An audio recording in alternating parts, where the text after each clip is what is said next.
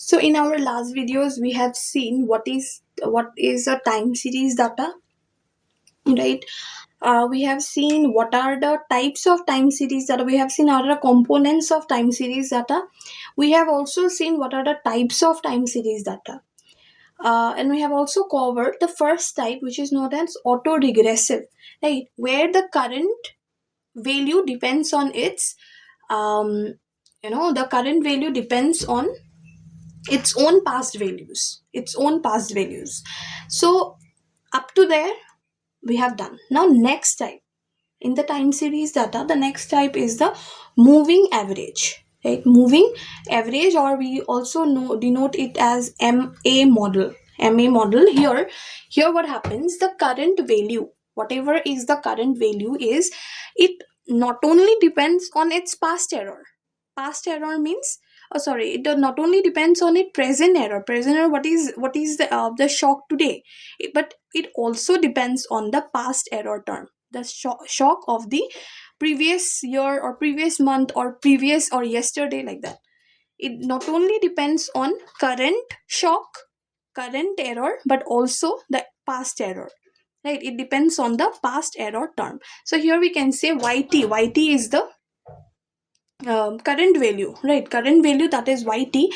And this alpha is a constant term, we know constant parameter alpha.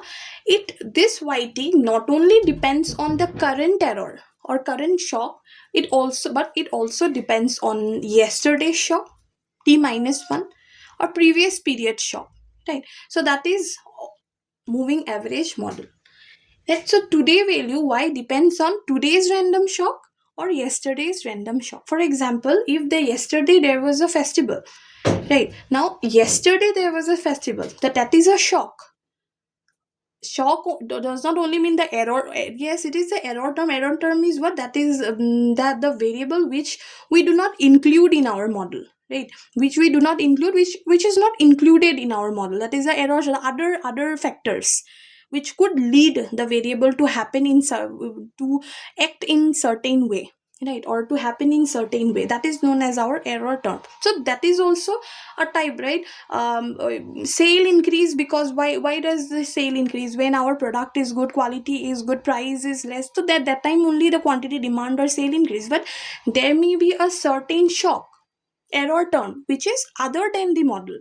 So for example, yesterday there was a festival, that is one of the shock, and because of this, what happened, the sale has risen up. So that is, so shock is of yesterday's shock, and because of this yesterday's shock, today price have risen up, right? So this is all about. Now why we use this ma model?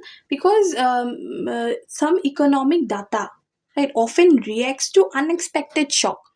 Like this is one of the example, a certain, right, for example, consumption of people may suddenly increase because of some kind of um, unexpected shock, because suddenly um, subsidies has been given, or this type of unexpected shock, this may increase the consumption of the people or saving of the people, this may happen. So that is what is seen, that is what is to estimate, that we use the ma model. Also, ma handles irregular fluctuation better than AR. So MA is better reactor, or better, better. It shows fluctuations better than the auto-regressive model.